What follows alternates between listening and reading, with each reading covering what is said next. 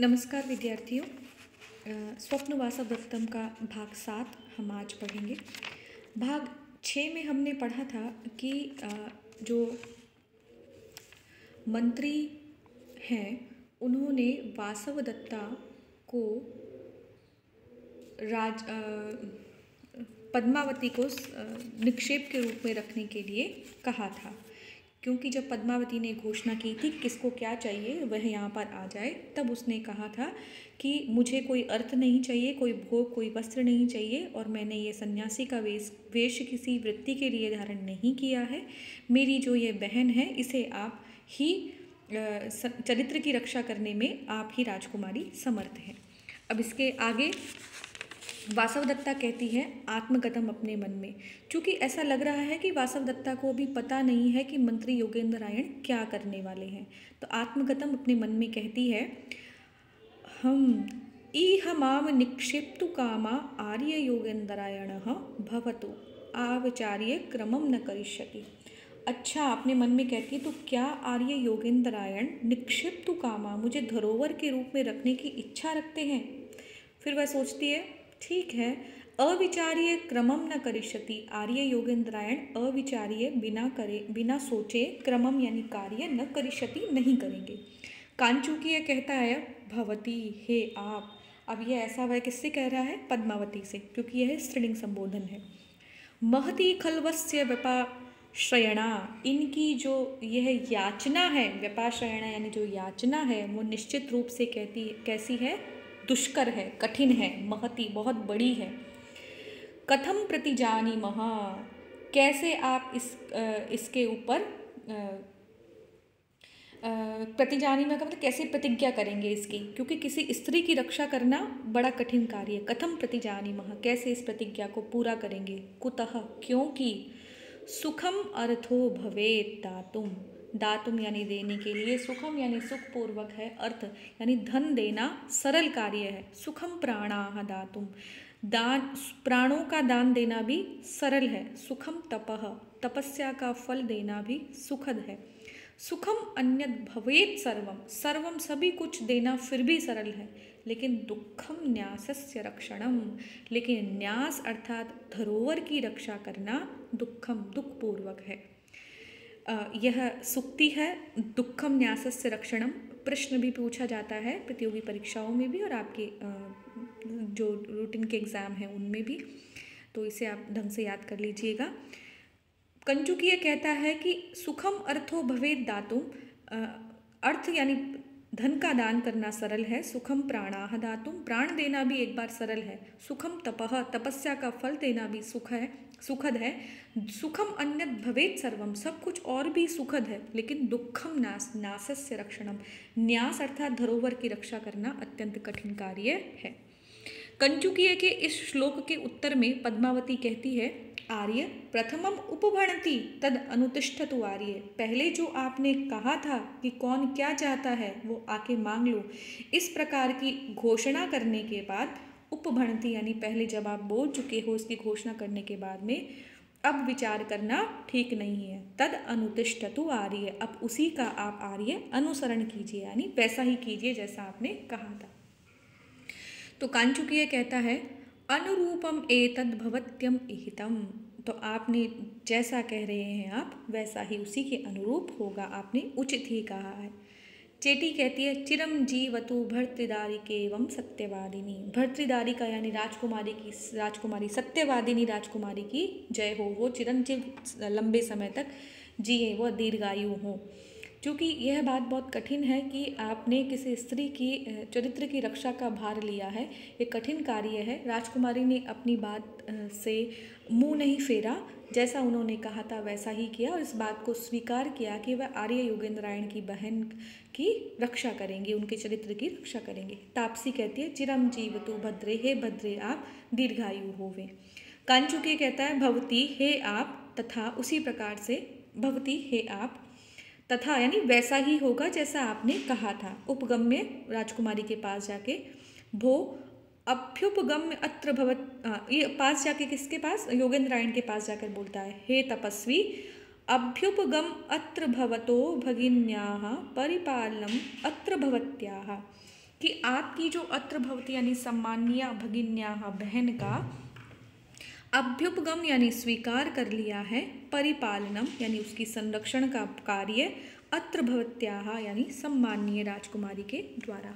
देखिए यहाँ पर दो शब्द हैं, अत्र भवतोः भविन्याः, आपकी जो सम्माननीय बहन है उसका अभ्युपगम्य यानी स्वीकार कर लिया है, परिपालनम यानी संरक्षण करना अत्र भवत्याः सम्माननीय राजकुमारी के द्वारा। योगेंद्रायण कहता है अनुग्रहितो अस्मि तत्र भवत्याः, हे सम्माननीय राजकुमारी मैं आपके इस बात से अनुग्रहित हुआ हूँ। वत्से पुत्री, ये अपनी बहन को कह रहा है, उपसर्पात्र भवतीम, आप उन सम्माननीय राजकुमारी के उपसर्पा यानी पास में जाइए। वासवदत्ता कहती है आत्मगतम, अपने मन में, का गति ही एषा गच्छामि मंदभागाः, अब क्या होगा, का गति ही यानी अब क्या होगा, एषा यानी मैं, गच्छामि जा रही हूँ, मंदभागा यानी मैं अभागिनी जा रही हूँ। पद्मावती कहती है भवतु भवतु, अच्छा अच्छा, आत्मीय इदानीं संवृता, अब इस समय यह अपनी हो गई है, आत्मीय हो गई है, क्योंकि अब इसका संरक्षण मेरे पास है। तापसी कहती है या ईदृशस्य आकृति ही इयमपि राजदारिकेति तर्कयामि। तापसी जैसे ही वासवदत्ता को देखती है और देखते हुए कहती है या जैसी ईदृशस्य, ये जिस प्रकार से इसकी आकृति यानी शरीराकृति है, इयमपि यह भी, राजदारिकेति तर्कयामि, ऐसा तर्क करती हूँ यानी समझ रही हूँ कि कहीं ये भी राजकुमारी तो नहीं है, क्योंकि राजकुमारियों के जो शारीरिक लक्षण होते हैं वो उसको दिखाई दे रहे हैं। चेटी कहती है यानी सेविका कहती है सुष्टु, हाँ आर्या भणति, सही कह रही है आर्या, अहमप्य अनुभूत सुखेति प्रेक्ष्य, मैं भी जो देखने से सुख का अनुभव, प्रेक्ष्य यानी देखने से, ऐसा ही मैं देख रही हूँ कि सुख का अनुभव हो रहा है इनको देखने से, राजकुमारी के समकक्ष ही मैं इनको अनुभूत कर रही हूँ। अहम अपि अनुभूतम, मैंने भी ऐसा ही सुख अनुभूत किया है, प्रेक्ष्य ऐसा ही मैं देख रही हूँ। योगेंद्रायण कहता है आत्मगतम, अपने मन में, हंत भो अर्धम अवसितम भारस्य, जो मेरे ऊपर भार था उसका मैंने आधा कार्य कर दिया है, वो अब कम हो गया है। अर्धम अवसितम, आधा भार तो कम हो गया है। क्या आधा भार कम हो गया है? यथा जैसे मंत्री भी सह समर्थितम, मंत्रियों के साथ जैसा निश्चय किया गया था, तथा परिणमति, वैसा ही फल मिलेगा। इसका आधा भार कम हो गया कि वासवदत्ता को मैंने यहाँ पर छोड़ दिया है। इससे क्या, ततः प्रतिष्ठिते स्वामिनी, फिर से जब स्वामी की प्रतिष्ठा हो जाएगी, यानी वत्सराज उदयन को जब अपने अपहृत राज्य आरुणि से वापस मिल जाएंगे, तत्र भवतीम उपनयतो, तब इन सम्मानीय वासवदत्ता को उपनयतो देते समय, मेरी इहा अत्र भवती मगध राजपुत्री, यहाँ जो ये सम्मानीय मगध राजा की पुत्री पद्मावती है, विश्वास स्थानम भविष्यति, विश्वास का स्थान होंगी। क्यों होंगी? क्योंकि किसी भी स्त्री को दूसरी जगह रखने के बाद में उसके प्रति चरित्र पर संदेह किया जाता है, ऐसा हम रामायण काल से देखते आ रहे हैं। तो इसीलिए जब ये राजकुमारी के पास ही रहेंगी और यही राजकुमारी राजा की पत्नी बनने वाली हैं, तो फिर इनको वहाँ जब वापस से उनको उपसर्पयताम, वापस जब उपनयतो उनके पास जब ले जाया जाएगा, तब यहाँ पर ये मगध राज की पुत्री ही स्थान होंगी कि मेरे पास ही इतने समय तक रही थी, किसी और पुरुष के साथ ये नहीं रही है। कुतः, क्योंकि पद्मावती नरपतेर महिषी भवित्री दृष्टा विपत्तिर अथ यही प्रथमम प्रतिष्ठा, यही यानी जिन पुष्पक भद्र आदि ज्योतिषियों ने प्रथमम यानी पहले, मैं द्वितीय पंक्ति को पहले पढ़ रही हूँ, यही यानी जिन पुष्पक भद्र आदि प्रथमम यानी पहले, विपत्ति ही विपत्ति को, दृष्टा यानी देखा, उन्हीं के द्वारा अब, अथ यानी अब बाद में, पद्मावती नरपतेर महिषी भवित्री, पद्मावती नरपति यानी राजा की, महिषी यानी राजकुमारी या पटरानी, भवित्री होंगी, ऐसा प्रतिष्ठा बताया गया उनके द्वारा। पहले उन्होंने विपत्ति को भांपा और उसके बाद कहा कि यही उनकी पटरानी होंगी। शब्दशः वापस देखिए, यही यानी जिन पुष्पक भद्रादि ज्योतिषियों के द्वारा प्रथमम यानी पहले, विपत्ति विपत्ति को, दृष्टा यानी देखा गया उन्हीं के द्वारा, अथ यानी अब बाद में, पद्मावती पद्मावती मगधराज की पुत्री, नरपते यानी वत्सराज उदयन राजा की, महिषी यानी पटरानी, भवित्री यानी होंगी, प्रतिष्ठा यानी बताया गया।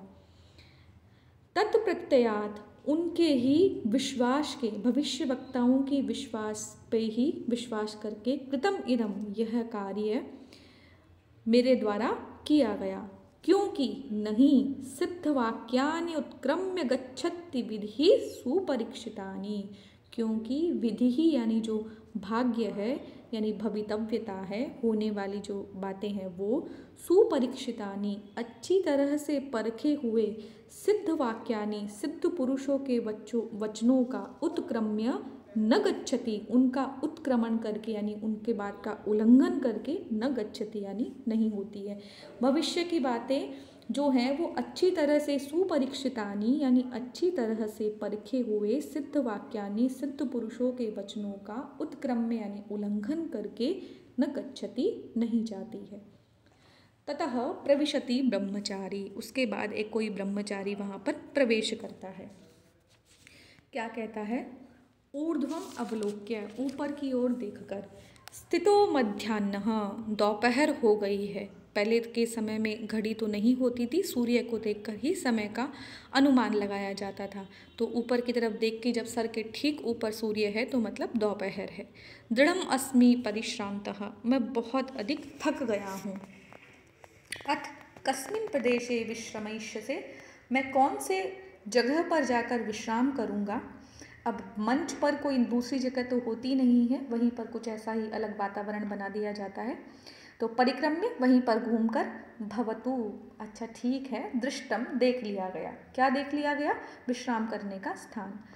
अभितः तपोवनेन भवितव्यम, चारों ओर, अभितः यानी चारों ओर, तपोवनेन भवितव्यम, तपोवन ही होना चाहिए। क्यों होना चाहिए? अगले श्लोक से वह बता रहा है कि क्यों तपोवन होना चाहिए।